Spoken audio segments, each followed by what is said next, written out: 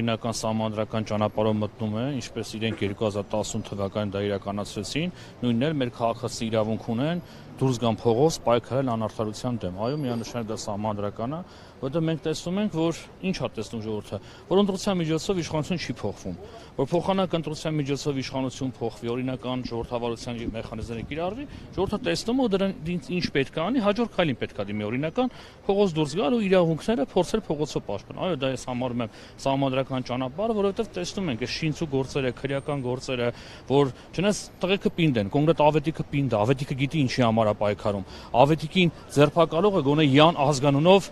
ոստիկան է, Յան ազգանունով քննիչ է, բայց այն մարդիկ, ովքեր այսօր պաշտպանում են այս ամեն ինչը, այն մարդիկ, ովքեր այսօր չեն հասկանում են վտանգը, որ կանգնած է մեր ժողովրդի գլխին, այրանց արդեն թուրք ազգանով մարդիկ են գալու ձերբակալ։ Այ դա մեր հիմնական ցավը, որ մենք ուզում ենք հասկացնել ժողովրդին, որ պետք է այո ոտքի կանես սթափվել եւ իշխանությունը վերցնել, օրինական ճանապարհով իշխանությունը ժողովրդինն է ու ժողովուրդը պետք է վերցնի այդ իշխանությունը։ Վաղ թե ուշ օրինական սահմանադրական ճանապարհով։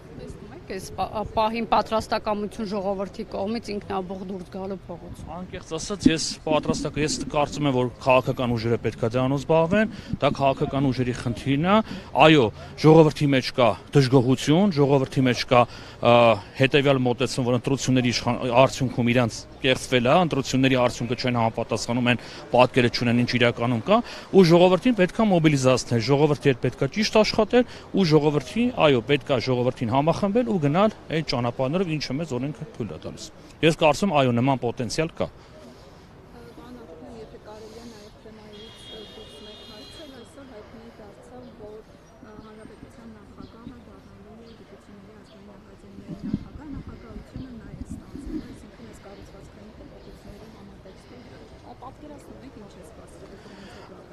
Ես մինչև դա ուզում եմ ուղղակի ձեզ հիշեցնեմ,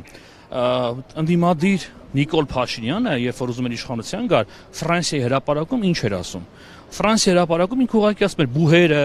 հաստատությունները հետազոտական, պետք է ամբողջությամբ ապաքաղաքականացվեն, պետք է ռեկտորին ընտրեն բոլոր ուսանողները, բոլոր դասախոսները, իսկ այսօր ապաքաղաքական, ապակուսակցական պայքարից էր խոսում, այսօր բոլոր բուհերում քաղաքական կուսակցական դեմքեր են։ Այո, նույնը նաև սա խնդրահարույց է, եւ գիտեք, մենք նույնիսկ օրենքի դեմ, երբ որ օրենք ընդունում է, դրա մասին բազմիցս խոսել ենք, որ բարձրագույն կրթության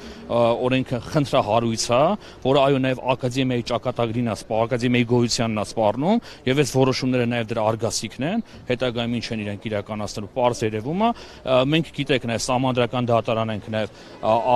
խնդրել ենք ազգային ժողովի պատգամավորներին իրենք դիմել են սահմանադրական դատարան եւ մոտ օրերս նա սահմանադրական դատարանում քննարկվելու են բարձրագույն կրթության մասին օրենքի սահմանադրականության հարցը։ Հուսանք սահմանադրական դատարանը դրան կտա որոշակի ճիշտ եւ այդ օրենքը չի մտնի ուժի մեջ, որտեղ այդ օրենքը սպառնում է բուհական ամբողջ հետազոտական մեր համայնքին լիարժեք ինքը վնաս է պատճառելու։